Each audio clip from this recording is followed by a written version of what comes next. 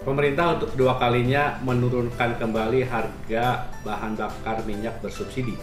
Setelah sebelumnya diturunkan dari 8.500 menjadi 7.600, pekan lalu Presiden Joko Widodo menurunkan kembali menjadi 6.600 per liter.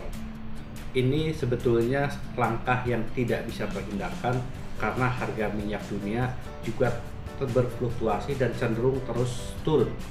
Itu bisa kita lihat bagaimana harga yang non subsidi seperti Petramax dan juga Petramax Plus yang sekarang sudah turun menjadi Rp8.000 per liter. Ini menurut saya merupakan sebuah tradisi yang baru bahwa pemerintah tidak lagi ingin mensubsidi BBM, tetapi menyerahkan pada pasar dan akan naik dan turun mengikuti harga minyak dunia. Kita tahu harga minyak dunia naik dan turun sebetulnya lebih banyak disebabkan oleh persoalan politik. Bagi kita di Indonesia yang harus kita perhatikan dan harus kita cermati, memang bagaimana kemudian harga minyak itu akan berfluktuasi. Kemarin beberapa pakar yang mengetahui bagaimana kecenderungan harga minyak dunia memperkirakan bahwa di semester kedua tahun 2015 harga minyak kemungkinan akan naik lagi menjadi $70 per barrel. Ini artinya kita harus bersiap bahwa harga bisa turun tetapi satu saat harga naik. Kita tahu bagaimana pemerintah ternyata tidak bisa mengatur atau mengontrol harga-harga di luar harga BBM. Ketika harga BBM bersubsidi itu naik, kita tahu bagaimana pemerintah terpaksa melakukan penyesuaian terhadap harga kebutuhan pokok dan harga transportasi. Tetapi ketika harga minyak turun, tidak serta-merta juga harga kebutuhan pokoknya kemudian ikut turun. Itulah yang disampaikan oleh Presiden Jokowi ketika menghadiri atau membuka acara Indonesia Outlook 2015 yang diselenggarakan Media Indonesia dan Metro TV, yang mengingatkan bahwa dunia usaha punya tanggung jawab untuk ikut membangun negeri ini, termasuk juga bersikap lebih fair. Ketika harga minyak turun, seharusnya biaya transportasi juga turun dan harga kebutuhan pokok menjadi turun. Ini adalah proses yang menurut saya harus kita bisa kelola ke depan dengan lebih baik.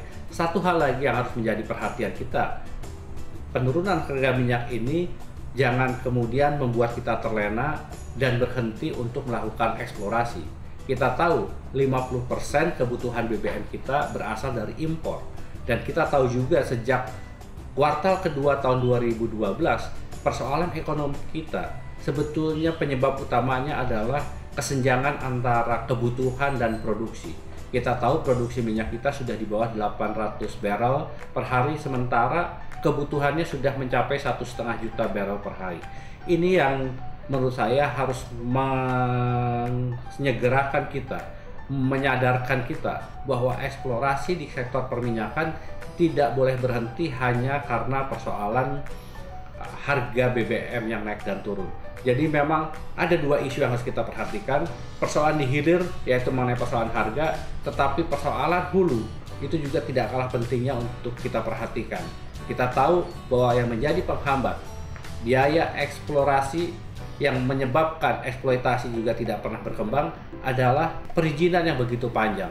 Nah, pemerintah akhir bulan ini menjanjikan untuk membuat sebuah aturan yang lebih sederhana, yang lebih memudahkan untuk terjadinya kegiatan investasi.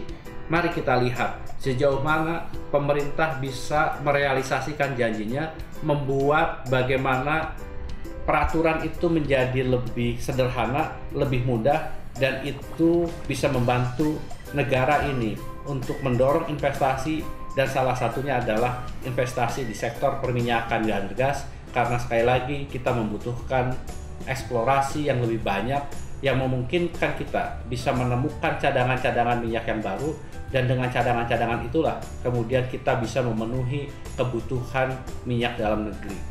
Ini pekerjaan rumah yang tidak mudah, tetapi mudah-mudahan pemerintah bisa melihat dengan cara lebih utuh dan kalangan dunia usaha juga mendukung langkah yang ditempuh oleh pemerintah ini.